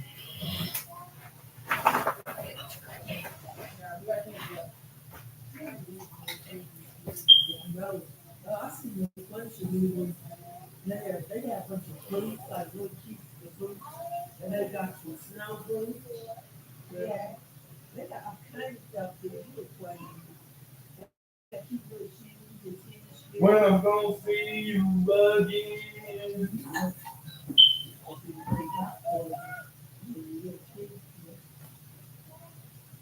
I look so fly, I don't know what to do. Come here, Cody. Looking at, can't get you out of my head. This is gonna show you something. Yeah. You're so cute. You a cute baby. Yeah. Yeah, you are. Is that what? Wrong. Hey. Come on. Tyrese is coming out with a good movie, though. I try you. Get up so we go change your diaper. Or you're full up. Come on. Hurry up.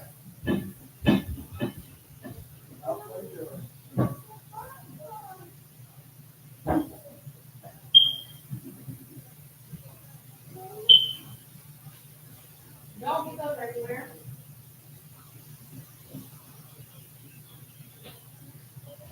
That was there for a fucking hour.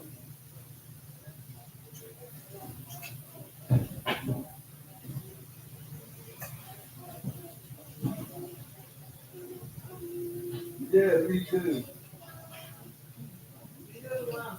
You got the line.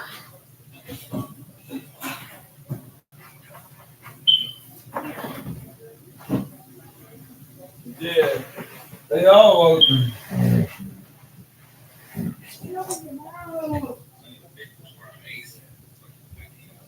Oh, that's what you did for his birthday, buddy? Oh, sure. You need something for his birthday? Yeah, where you at? On the wall. Yeah. Hey. Woo! Okay. Yeah. Okay. Let's go! Bring it on! Oh! Yeah. I think I'm done with that. Go upstairs.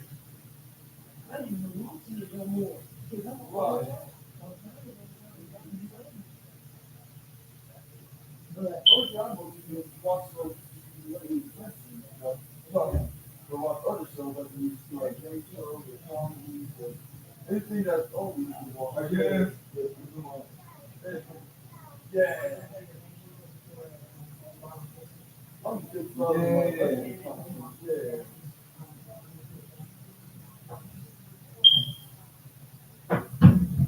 I got pretty WWE show show broken hearted wrestling, like showing them reaction on CM Punk when he played with them. It's like, oh my god, like no way. Mhm. Uh-huh. Uh-huh.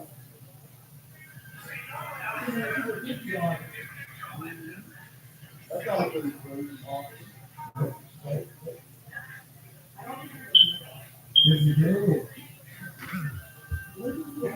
You're welcome. The skill's done. You're welcome. Okay, SNA back here.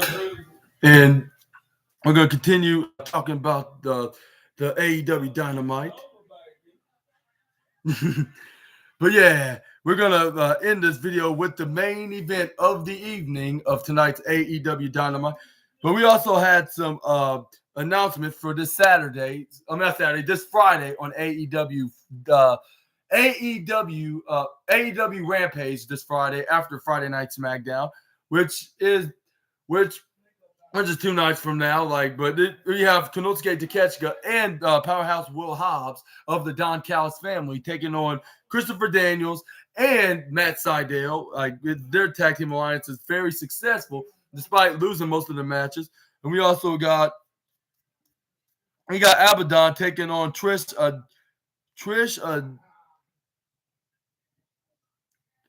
What's her name? This new wrestler, AEW women's wrestler that's an enhancement talent, which his name is Trish Dora. That's what her name is. And we also had Danhausen and Orange Cassidy in a number one. And I'm not number one contender. I mean, in action, I should say, or in action with answers in the in-ring interview with, I believe, Tony Schiavone, if not Renee Paquette. And we also have Eddie Kingston and Claudio Castagnoli in the tournament of the Continental Classic. And then we also have Brian Danielson taking on Andrade El Idolo. And we also have Brody King against Daniel Garcia, I believe. And we have All Eagle Ethan Page taking on Kenny Omega in a AEW Dream match with the two Canadians going to battle it out. I'll say it would definitely be match of the night if they can deliver. I would give it a guaranteed match of the night if they sports entertain me. Even though this is not sports entertainment, this is full professional wrestling, but you get the point. If it fully entertains me and gives me a warm and fuzzy feeling into my tum-tum, I'll give it number one match of the night. On my opinion of this of my reviews. But next week we have Roosh and Jay Lethal in action because they lost their match against Jay White and earlier they lost to Jay White and John Moxley respectively. And they've got one last chance. Whoever wins, which next week's gonna be Winter is Coming, I should say. Winter is coming, and then we also have Samoa Joe. We're gonna hear from him in an in-ring promo about the attack from the devil. From the mystery devil and his minions, and who thinks the devil, the devil thief, that of the devil mask thief, I should say, and his minions, who's under the mask and the hoodies. Y'all let me know down in the comments below. We're gonna hear from Samoa Joe calling out the minions and the devil minions, goons, and the devil, the devil mask thief himself, which he is that's the imposter who stole MJF's mask, of course. And he's going to ask them to front and center and come out in the ring and go face to face with him, I bet. And we also have the Von Erich family, the remaining members of the Von Erich family, making an appearance on AEW Live in Dallas, which is in Arlington, Texas, of course, at the what's that called, the college. I'll say the College Park Center, I believe it's called, like the arena of the Arlington, Texas, which is also Dallas as well. But yeah, the remaining members of the Von Erich family is going to make an appearance on the Winter is Coming. But I believe like in a couple weeks from now, the Iron Claw movie is going to be on, and I hope uh, I'll have a chance to see it in the movie theater. Which I would say I would go like when it's like the Tuesday night special, like if it's on the Tuesday night special in my local movie theater. But yeah, but if I do watch the movie, I'll let you guys know how it was and how I thought about the movie, like genuinely. But also next week we have Hangman Adam Page against Roderick Strong, two of the guys that think two of the guys that are that think that MJF is the devil man, the guy in the devil mask that's fooling all the fans and everybody in AEW that he's not the mystery devil man, which he is. But if that's the case, then we'll probably would have seen him have the devil mask on him.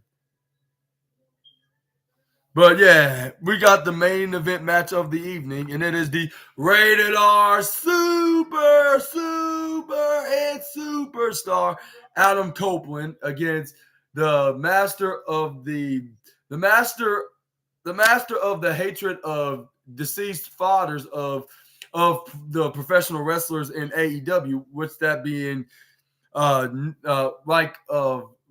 formerly Nick Wayne, but now I'll have him as a father figure now. But Jack Perry and Wardlow, I should say.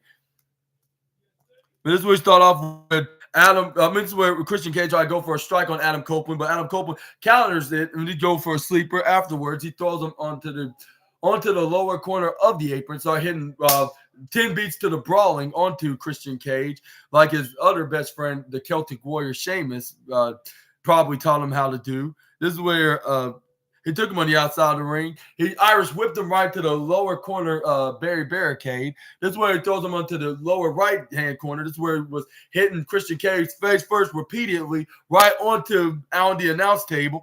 This is where he grabbed on his arm like say hello to Mr. Tazzy here right here. I remember him from our good old days back in the late 90s, early 2000s. You're going to say hello to him again.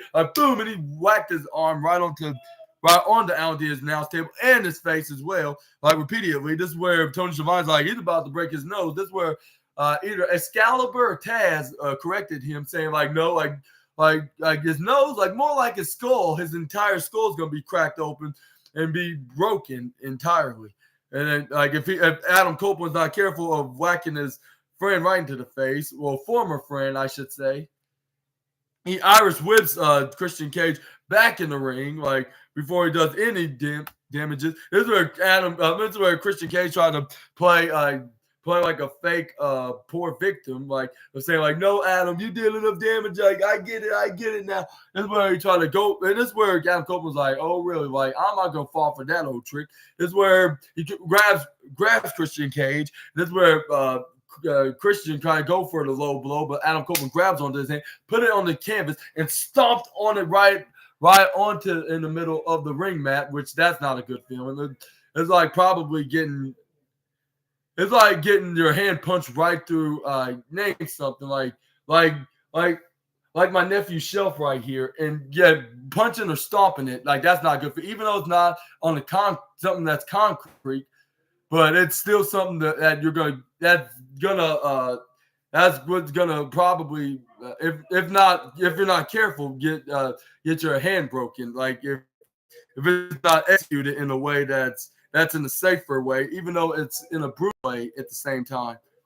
This is what Christian Cage was like, oh, you're begging and pleading now to be my best friend? That's what Adam Copeland said before then, though. This is where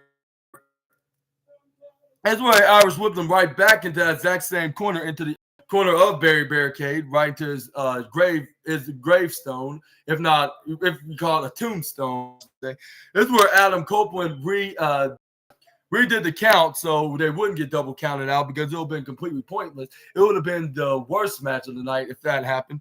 This is where he started booting. This is where Adam Copeland put his boot and his foot right onto the neck of Christian Cage, started bending and started choking the the former best friend, well, at least in kayfabe, like, or friend of me, I should say, right into his neck. This is where the referee was like 1, 2, 3, 4, and this is where the fans start chanting, "Who's your daddy?" in a smart ass manner, like, because he always have an obsession of making fun of wrestlers that did not have fathers in their life, or even or their fathers that were in their life sadly passed away. He always pointed that out. Like, that's all part of basically his gimmick. Like, which I don't understand what's the matter with Christian Cage about that. But anyway, this is where he grabs on the Christian. This is where Adam Copeland's like, yeah, continue to say that to him. Like, I wonder whose his daddy is. Like, but whatever his daddy is, like I gotta admit that he was a father of mine as well. Like, but for now, I'm not gonna talk about heartwarming stuff about my friend. I'm gonna teach my friend a lesson by not crossing me and trying to do something that's possibly in my whole entire career. And trying to make it permanent this time, which he will be able to do so. Like, and let me be a spoiled sponge here. I'm gonna let you know that let's just say that he did retain the championship, but you're gonna see exactly why he retained the championship. But anyway, this is where Adam Copeland tried to grab onto Christian Cage onto the other. On one side, like on the right side of the lower right corner of Rita the ring post, by grabbing him onto the supporter of the turnbuckles on the outside. This is where it was a horrible idea, because once he grabbed on Christian Cage pulls onto his arm and hits throat first right onto the supporter of the team of the turnbuckle around that's holding up the ring post and the turnbuckle, and made Adam Copeland look like he's suffocating, like after he got hit right around the neck and the throat, driven right to the turnbuckle support, that thing, right, that little turnbuckle beam. And then this is where Christian Cage throws Adam Copeland back in the ring. This is where Christian Cage try to go for a twisting neck breaker, but this is where Adam Copeland, that's where he driven his neck right onto the canvas. This is where he tried to go for the pin, but he only got a 1.999 count. This is where Adam Copeland start. This is where Christian Cage start. He put Adam Copeland right onto the right corner ropes, right onto the right corner ropes in the middle of the ropes, I should say, right corner in the middle ropes. Start standing on his back and start driving his throat and face right onto the ropes of the corner. This is where the referee had to pull him back, because it was like, it's kind of like rope break, like where Adam Copeland was hanging onto the ropes. So he did his 5-second warning count. So let him know if he don't let go by the time he counts to 5, he's gonna DQ him, which that would give Christian Cage a championship advantage, even if he did get DQ'd. But spoiler alert, he did not win by DQ. Or he didn't retain by DQ, like with him losing or winning, I should say. But this is where Christian Cage we're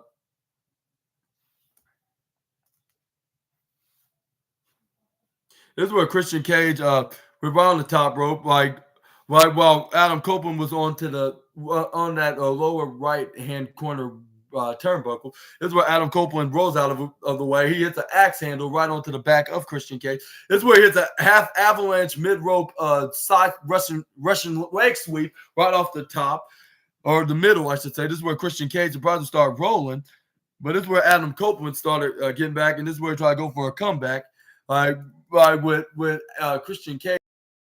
Right, I believe the left corner apron, where he tried to go for a spear him off of it. This is where he moves out of the way, hits a kick right onto the shoulder of Adam. This is where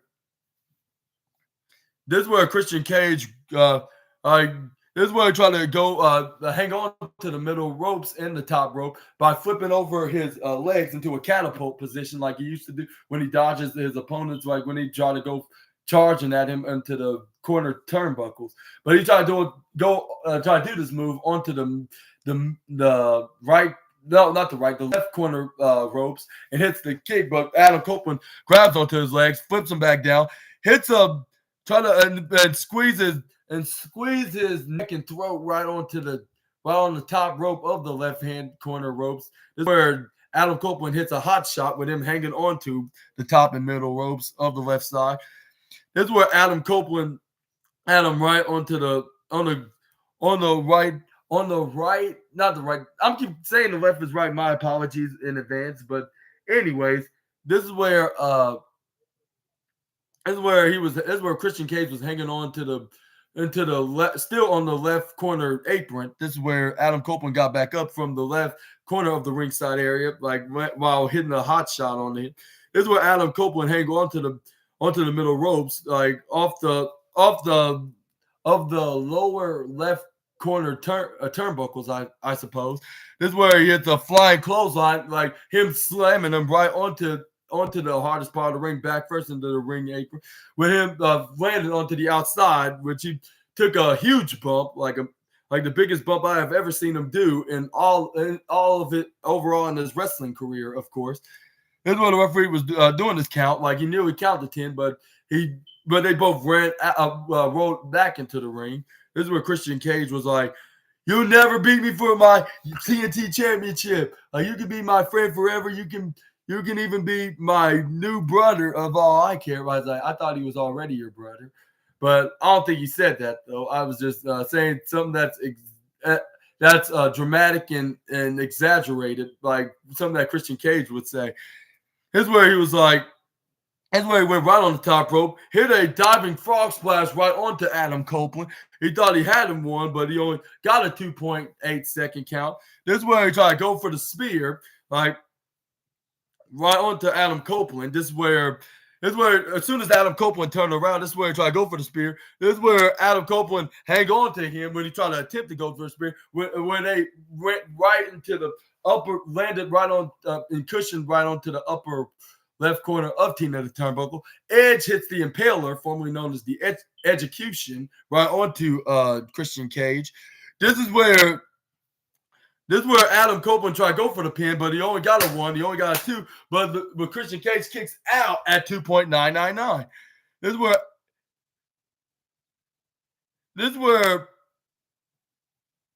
where Adam Copeland tried to go on the top rope. Like this is where Christian Cage trying to get back up, but it was slowly but surely. This is where Adam Copeland tried to go for a ultimate comeback move, perhaps on the top rope, which is the most ultimate comeback move in all of sports entertainment / pro wrestling in 2023. Now the crossbody, but Christian Cage knocked his legs off, landing his family jewels, the one that hurts the most, off the top, like right onto the turnbuckle. This is where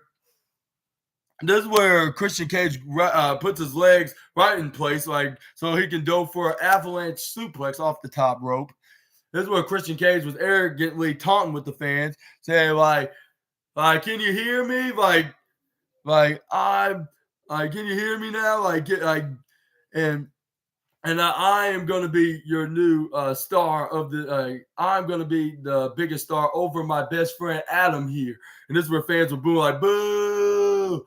Like even though it's a shame that you weren't really just as the biggest star as Adam Copeland has been, but I'll say, but at least he held a couple reigns as world champion from 2 other companies that we cannot name right now. Well, at least one of them, due to well, in AEW's perspective, due to copyright reasons. This is where Adam Copeland hits a right hand right onto his side. This is where Adam Copeland pushes Christian Cage right off the top rope. This is where he hits a striking left hand right onto the head of Adam Copeland in the face. Also, this is where he finally goes for attempt to go for a suplex, avalanche suplex off the top, but Adam Copeland was rolling out of it like, no, not today, not yesterday, not any day. He flips over not Adam Copeland. What's his name? Christian Cage hit the sunset flip powerbomb, sit out sunset flip powerbomb, and he pinned him. This is where the referee counted 1, the referee counted 2, but it went to into a 2.999 double triple nines. negative 0.1 away from being 3, which the fans are like, ooh, so close. That was pretty impressive for him to kick out of that. This is where Christian Cage, this is where or Adam Copeland tried to go for a spear, but this is where Christian Cage counters and try to go for the unprettier, aka the kill switch. This is where Adam Copeland tried to flip out of it, try to go for the crossface by bending him down. This is where Christian Cage tried to go for, I believe, a roll up, but this is where Adam Copeland pushes him, put his legs and kicks him, kick push right onto Christian Cage. This is where he bounced right off through the bottom corner ropes. This is where Adam Copeland tried to go for the small package right onto Christian Cage. Referee count to 1, referee count to 2, but this is where Christian Cage kicks out of 2. This is where he tried to go for a big boot to Christian Cage, but this is where he ducks out of the way. This is where he got him from behind, tried to go for the kill switch, which I go for a guarantee, which I believe he was double cursed because this was the second time Adam Copeland countered into the kill switch. And this is where he hits the Adam-O-Matic, the former Edge-O-Matic, slammed him down when he countered out of the kill switch. Tried to go for a pin. Referee count to 1, referee count to 2. This is where Christian Cage kicks out at another 2.9999999, double triple nine, negative 0.1 away from being 3. I was like, how did he kick out? Even though that's a signature move, this is where he tried to go for a second signature move, which was a guaranteed, unlike Christian Cage's kill switch, and that was the crossface, which was another fellow Canadian wrestler used before, from his time in WWE, which I'm not sure if I should bring him up. I already bring him up enough. Hopefully, it don't bring me any controversies of him bringing this guy up, but I'm gonna lead it up to you guys on who I'm referring to, the leader of the crossface. But anyways, this is where Christian Cage was screaming like, "No, let go, Adam! I promise I will never talk down about you and try to end your career ever again. Please just don't end mine, and also don't take my precious TNT championship." This is where he crawled back and put his right leg right onto the right corner ropes and the bottom ropes, of course, into the ring. This is where Adam Copeland was like, oh my God, I was so close. I'm this close to being TNT champion. He was like, what to do now? I get down to the ground. I might as well just beat him to death, which he did with his right hand and right forearm right into the face of Christian Cage. He was like, this is for trying to end my career, trying to break my neck. This is for bringing up my wife and kids, Lyric, Ruby, and Beth. And this is for telling me to go flub myself. Boom! I had everything else. They hit right forearms and right hands to Christian Cage. Which the fans were cheering. They were having a treat. This was probably their favorite match of the night, which I'll say this was my favorite, but I couldn't help but notice that the Women's World Heavyweight Championship match, I should say not heavyweight, but I would say more like AEW Women's World Championship match was massively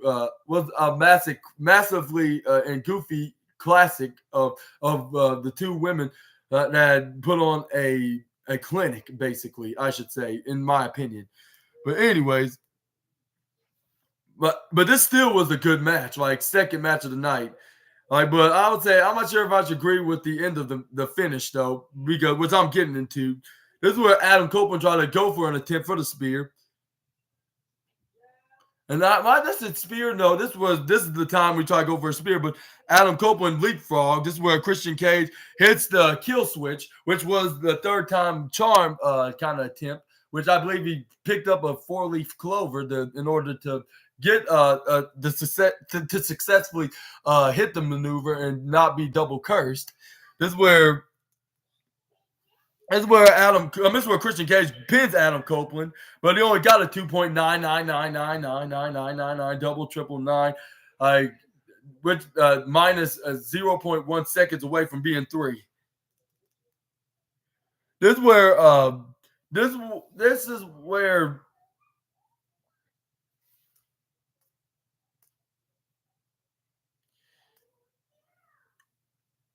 And also, this is where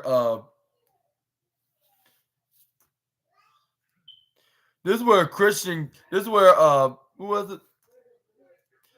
This is where Adam Copeland tried to try to go for a spear. No, it was Christian Cage trying to attempt a spear. This is where he was like, "Come on, Adam, I'm gonna put you out of your misery, and you're never gonna challenge me for my baby again." This is where he tried to go for a spear, but this is where Adam Copeland dodges out of the way. Christian Cage hits face first right onto Tina the turnbuckle into the upper right hand corner. Like this is where he actually ran into the referee. Christian Cage noticed this. He low blows the referee from behind, making it look like for the referee to not see who actually low blowed him, which it was confusing for the referee at the time.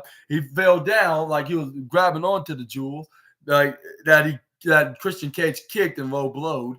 This is where Christian Cage tried to grab onto his TNT championship, try to whack Adam Copeland with it, but when he tried to go for it, when he tried to whack Adam Copeland with the TNT championship, Adam Copeland ducks out of the way. This is where he tried to go for a clothesline, but Christian Cage ducks. This is where they both ran right through their respective sides of the ring ropes and hits a double spear on one another, respectively, which I thought Adam Copeland was going to hit him with the spear, which considering it will be the guarantee, which it kind of was, but it was 50% a guaranteed because Christian Cage was trying to hit his version of the spear, which I believe he was trying to hit a spear. And I believe both Adam Copeland and Christian Cage must be watching my SNA podcast videos because they knew that it would be a guaranteed if either man hit a spear, but they didn't know that they were thinking of it at the same time, hit each other at the same time. And they knew this rule that if they go for a second time, it's a guarantee, which it was both for both men, but both of them were down to the ground. This is where Shayna Wayne, the mother of Nick Wayne, came in and tried to grab onto Christian Cage's TNT title. This is where Christian Cage was like, "What are you doing, my precious baby?" And this is where she started looking at either Christian Cage or Adam Copeland. She was like, "Which one to hit? Which one to hit? What would be the right decision?" But I believe like she let her guilt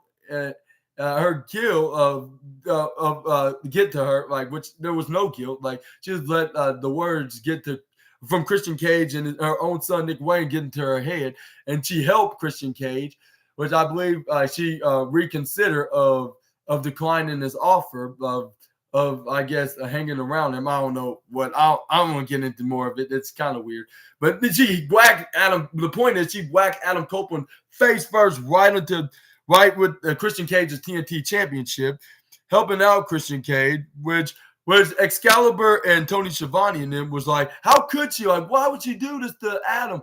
And this is where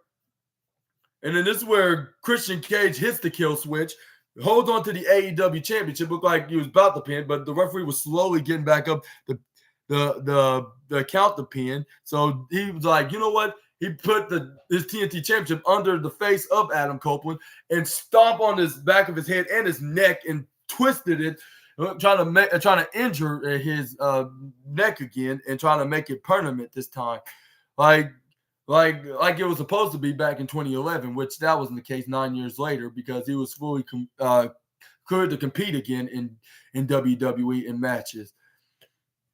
So he did that. He went for the pin. This is where Excalibur and the other commentators like, this is not how you want to win. Like, this is not this way, Christian. This is where the referee counted 1, referee counted 2, referee counted 3. And I would congratulate Christian Cage, but he won in the most dirtiest way. So I would say good for you, Christian Cage, I suppose.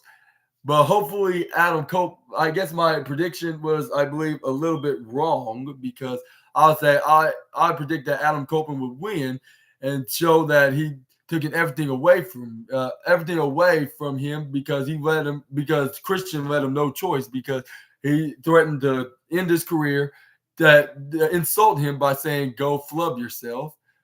And we didn't say flub, but you get the point. Like, but when they said that word to each other respectively, like the first time, like a couple months ago, like Christian Cage told that to Adam Copeland, and then Adam Copeland a week ago told that to Christian Cage, without the AEW production team censoring it out, which I was like, if it was MA rated, then I would understand. But it's TV 14. Like they would censor it out.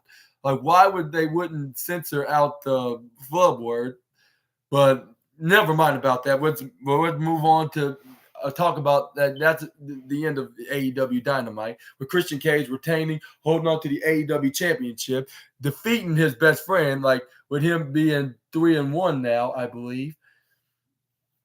And because Adam Copeland kind of had a winning streak of having 3 straight wins in a row, beating Luchasaurus, or should I say Kill Switch, and him again, along with Christian Cage and Nick Wayne. But Christian Cage left the ring without him, without Adam Copeland getting his hands onto Christian Cage until last week and now.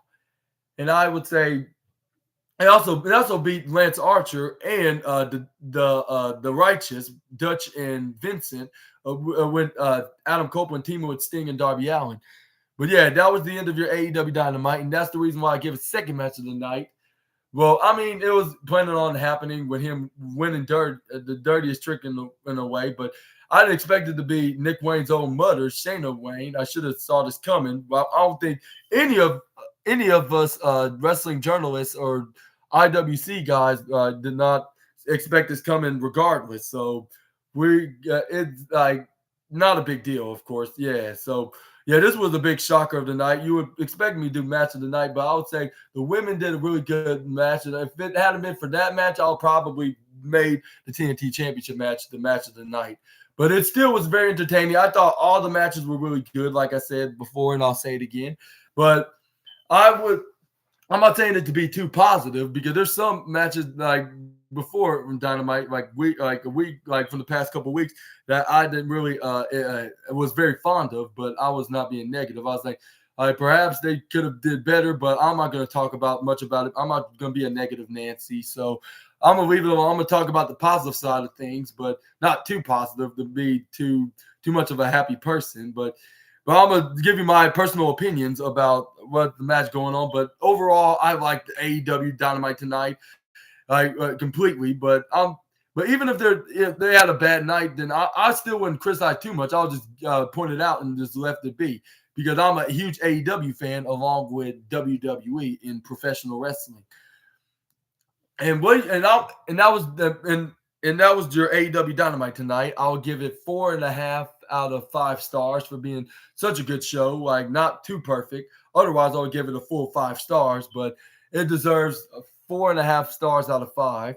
And how would y'all rank AEW Dynamite tonight? Y'all sound off in the comments down below. Also, hopefully you like this video, and if you did, please leave a huge thumbs up, comment down below, subscribe, click the bell notification so you can be the first one to be notified when I upload my upcoming video.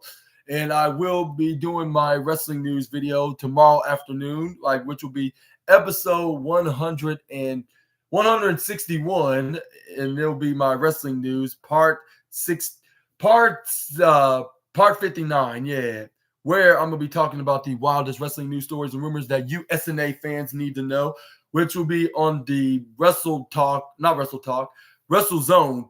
Friday will be Wrestle Talk, but Wrestle Zone on November 7th, 2023. And yeah, also if you want to support the channel, make sure and also share with your friends and families about my video with me.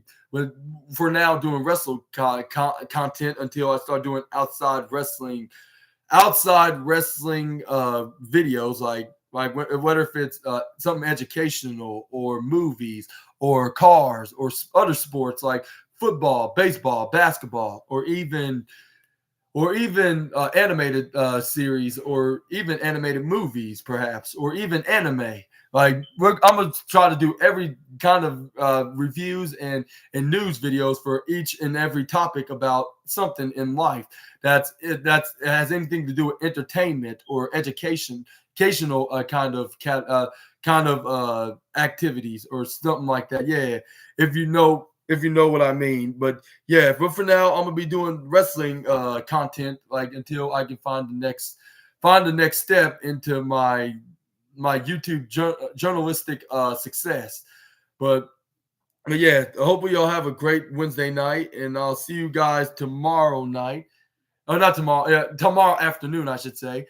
And and and until we meet again, Super Ninja Austin, the assassin, out. Bye bye and good night, my SNA fans. See you tomorrow afternoon. Be safe.